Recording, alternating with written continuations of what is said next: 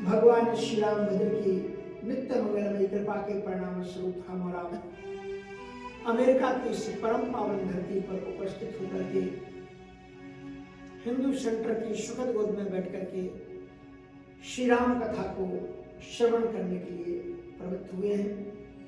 अभी हमने थोड़े दिन पहले ही 10 तारीख को बड़े धूमधाम के साथ में रामनवमी महोत्सव को हमने और आपने मनाया भगवान की दिव्य मंगलमयी कृपा से।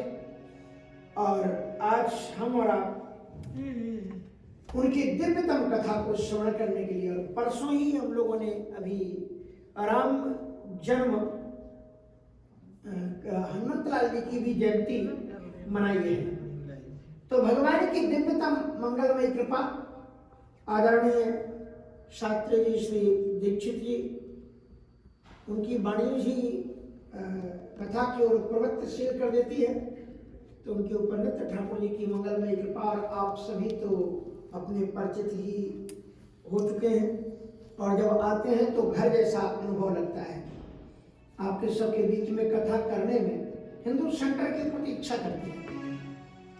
यहाँ विशेषता ये है हिंदू सेंटर में कि जो यहाँ कथा श्रवण करने वाले हैं वो वस्तुतः कथा श्रवण करने वाले हैं, क्योंकि रामायण में श्रोता की एक शर्त है, कथा की एक शर्त है कि कथा में रस की उत्पत्ति तब होती है जब श्रोता वक्ता ज्ञान निधि और कथा राम की गूढ़, श्रोताओं को भी थोड़ा सा नॉलेज हो।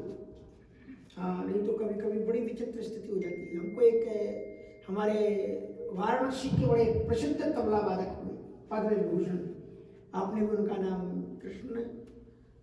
कृष्ण महाराज, बड़े प्रसिद्ध थे, पद्म विभूषण थे।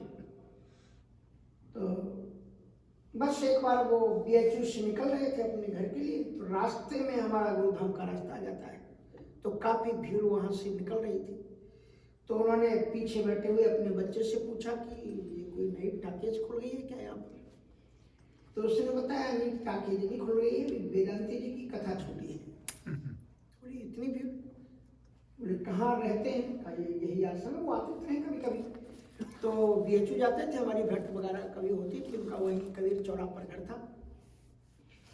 तो उन्होंने फोन किया बनारसी, का हो वेदांती जी, तू क्या करते हुआ, कैसे आप क्या करते हैं? क्योंकि अगर हम अपने घर में ही तबला बजाते हैं और मैं इतना प्रसिद्ध हूँ तो भी लोग फोन करके थे क्या ये दिखावा करते हो, सुबह सुबह लोगों की नींद भंग करते हो, अपने चुपचाप बजाया करो। मेरा कोई सुनता नहीं, पद भी उतरो और आप अपने दरवाजे पर भीड़ लगाते हो। उन्होंने कहा ये ठाकुर जी की कथा है।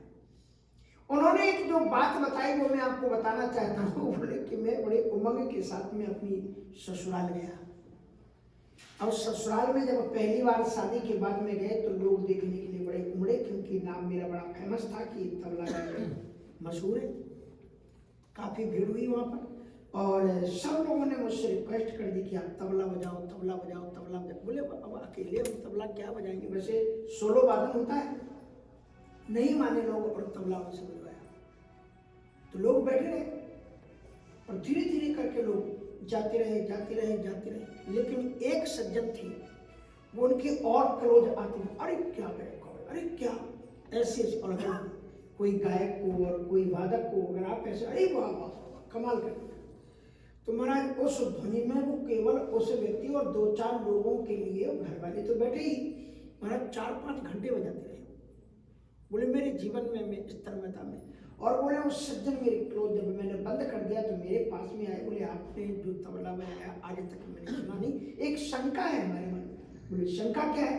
बोले ये जो आप बजा रहे हो ये अंदर से ठोस होता है कि फुला होता है?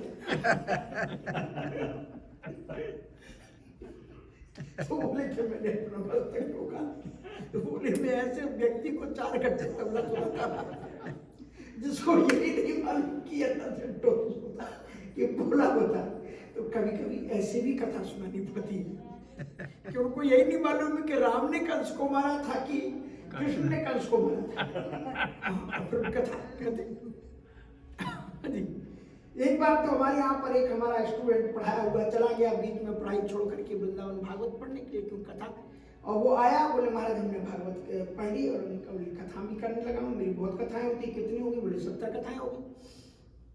तो हमने कहा बताओ धनुष पहले टूटा कि कुबड़िया पीठ हाथी पहले मरा? तो बोले कि महाराज वो पहले कुबड़िया पीठ हाथी पहले मरा, बाद में धनुष टूटा। अब भागवत के क्रम में ऐसा नहीं है, अगर आप सुनते होंगे तो आपको पता लगेगा उसमें कि पहले भगवान ने पहले जो घूमने के लिए गए उसमें धनुष टूटा है।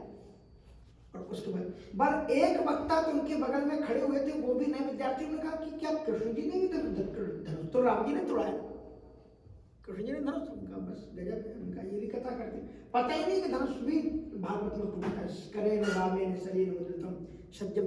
तो मैं केवल इतनी बात कहना चाहता था कि आप लोगों को इतने दिन से मैं जानता हूँ और बड़ी तन्मयता के साथ में कथा श्रवण करते हैं, इसलिए इस बार चिंतन किया कि अयोध्या कांड, सुंदर कांड आदि की कथाएं की हैं। इस बार हम आपको कहाँ ले चलेंगे? अरण्य कांड। और इस अरण्य कांड के प्रारंभ में ही गोस्वामी तुलसीदास जी ने जो मंगलाचरण किया है, प्रत्येक कांड के प्रारंभ में मंगलाचरण किया है और उसमें कुछ मूलभूत चीजें दी है। और इसका शुभारंभ धर्म की जिज्ञासा से होता है। भगवान राम की वंदना है कि मूलम धर्म तरोर विवेक जनितम पूर्णेन्दुमानंदम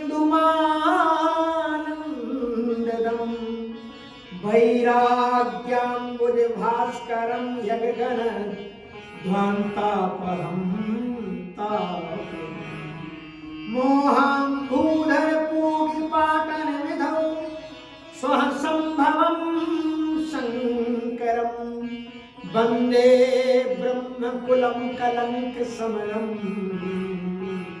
श्रीराम भूपप्रियं श्रीराम भूपप्रियं।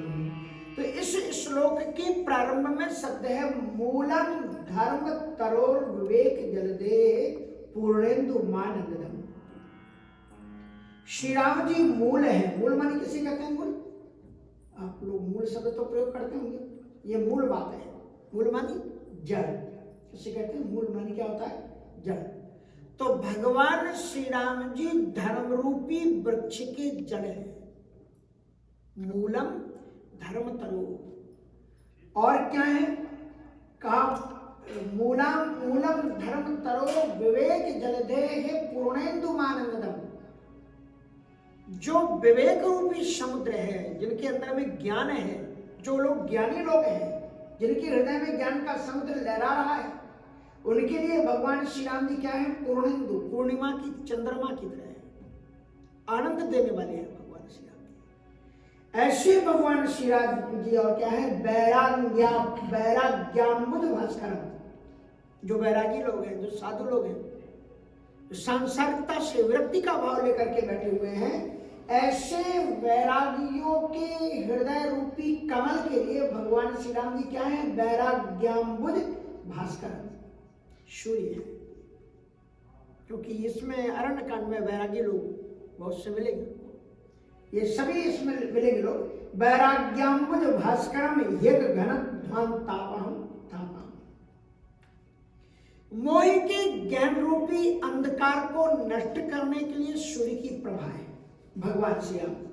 और मोहम भोधर पूग पाटन विधौ स्वसंभवम संकल्प। मोह रूपी जो विशाल पर्वत है उसको तोड़ने के लिए बज रहे हैं भगवान श्री राम जी। श्री राम जी का चिंतन करने से मोह और अज्ञान रूपी जो हमारे हृदय में पहाड़ रखे हुए हैं, वो पहाड़ टूट जाते हैं।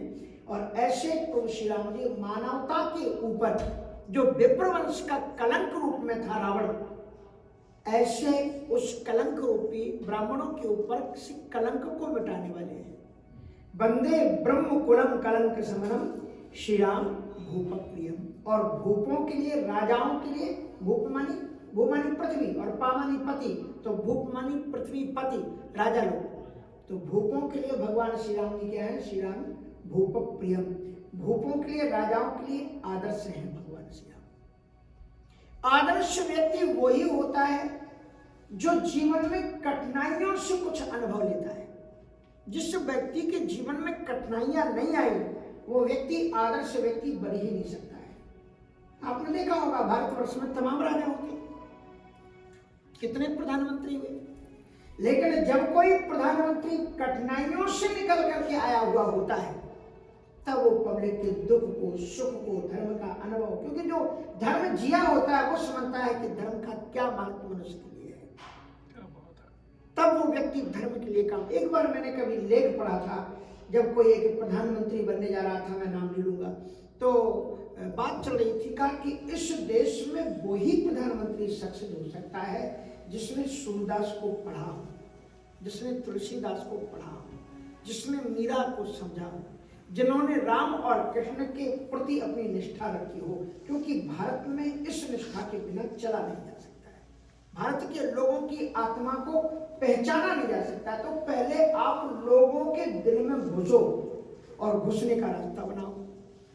जब लोग रास्ता बना लेते हैं, घुस जाते हैं, तो दुनिया उनको कहती जियो हजारों साल, और साल के दिन हो 1000, तो यूपी में रिकॉर्ड बदल जाता है। तो मैं आपको ये बता रहा था कि भगवान श्री राम जी भूपों के लिए आदर्श है, राजाओं के लिए आदर्श है। श्री राम जी ने वाल्मीकि रामायण में एक भिक्षा मांगी है, राजाओं से भिक्षा मांगी है। और गजब की बात यह है कि वो कहते हैं भविष्य में होने वाले राजाओं, मैं आपसे एक भीख मांगता हूं, क्योंकि ईगो फुल होते हैं लोग। उनसे भिक्षा अगर कह दे कि हम तुम्हें आदर्श देते हैं तो नहीं मानेंगे, लेकिन अगर भिक्षा की बात कहो तो श्री राम जी ने कहा कि भूयो भूयो भाविनो भूमिपाला नत्वा नत्वा याचिते रामचंद्र मदबद्धोयम धर्म से तुरनराणाम काले काले पालनीयो भवति। आज भारतवर्ष के बहुत से लोग अपने YouTube चैनल खोल रहे होंगे रात में, क्योंकि जो वक्ता थे उनको मैंने बता करके रखा था कि हिंदू सेंटर में, क्योंकि अरण्य कांड प्राय कम प्रवचन होता है, तो वक्ताओं की बड़ी इच्छा थी कि मैं लाइव उसको सुन सकूं अगर हो सके। तो YouTube चैनल को लोग, हमारा YouTube चैनल है स्वामी राम कमलदास वेदांती करके, काफ़ी लोग अभी आगे कथा सुन रहे थे। कल से प्रयास करेंगे कि अगर हो सके तो भारतवर्ष से लोग काफ़ी लेकर के बढ़ते हैं और लिखते भी। तो श्री राम जी वाल्मीकि रामायण में कह रहे हैं कि भूयो भूयो भाविनो भूमिपाला, ये भविष्य में होने वाले राजाओं, ये राम तुमसे झुक झुक करके एक भीख मांगता है। नत्वा नत्वा, कितनी विनम्रता, बार बार तुमको प्रणाम कर